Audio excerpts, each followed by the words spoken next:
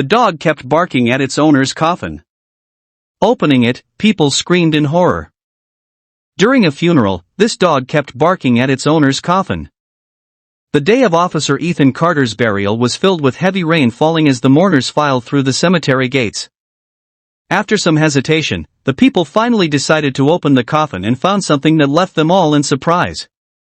That morning, the man's family, who had been absent for about 5 years, arrived in New York from California. As they gathered around the coffin, Ethan's other officers stepped in with a loyal dog lying at their feet.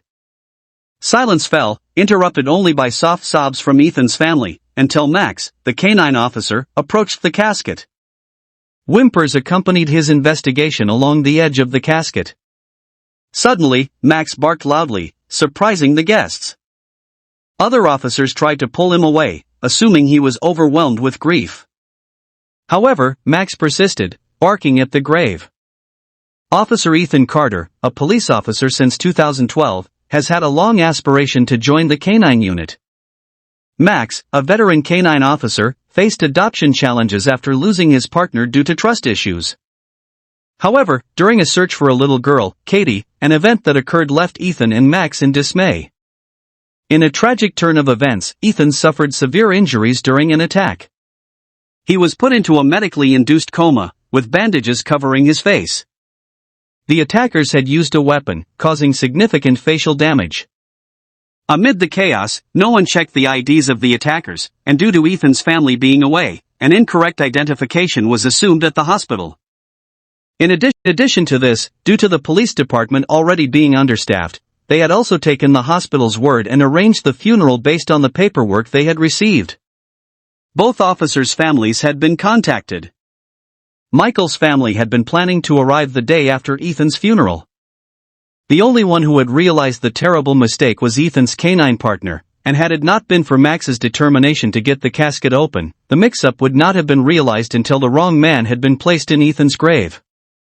Both families were outraged, however. After numerous apologies from both the police department and the hospital, a settlement was reached with both parties. The funeral was held once more, this time for Officer Michael Collins. Everything went according to plan this time, and a month after the warehouse incident, Ethan, who had been placed in a coma under Michael's name, woke up. Earlier, fate intervened, bringing Ethan and Max together in an unexpected and deep bond. This connection unfolded during a serious moment at Ethan's funeral, surprising guests with an unforeseen story of loyalty and companionship. Despite warnings, Ethan approached Max with treats and a soft dog bed, hoping to build trust.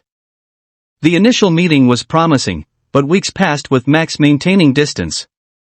Ethan had prepared his home for Max, but the canine officer continued returning to the station's kennels after shifts, showing no interest in going home with his partner. Despite their seamless work on duty, Ethan struggled with the absence of a personal bond. The apartment, filled with comforts for Max, remained untouched, signaling an uncertain future for their partnership. About 2 months after Ethan and Max teamed up, they received a call about a missing girl named Katie. The search teams were struggling, but the duo quickly arrived at the scene. Max, the highly skilled search and rescue dog, sniffed Katie's clothing and darted off in a different direction. Not known to them, Katie had changed her plans, taking a walk on the opposite side of the forest. Ethan struggled to keep up with Max, who led them to Katie after a series of barks. She was found on a precarious part of the trail that had collapsed into a narrow path. Despite the recent storms, she had managed to climb part way back up before passing out on scraps. The dramatic rescue unfolded as Max's partner approached and stabilized the ground, ultimately saving Katie. The man was devastated to learn of what Michael's family had gone through and offered his condolences to his fellow fallen officers' relatives. It took another month for Ethan to properly recover from his injuries. He had been badly beaten by the group of thieves. Max stayed by his partner's side the entire time. The pair are still just as inseparable as they had been before the incident. The next year, Ethan, despite his bad experience with the warehouse thieves, took the recertification test to rejoin his fellow officers. The man passed with flying colors, and he, as well as his loyal companion Max, were back on the job. To this day, the pair remain partners thanks to Max's dedication to his partner. The heartbreaking truth and mix-up were revealed, allowing both Ethan and Michael's families to receive the closure they deserved.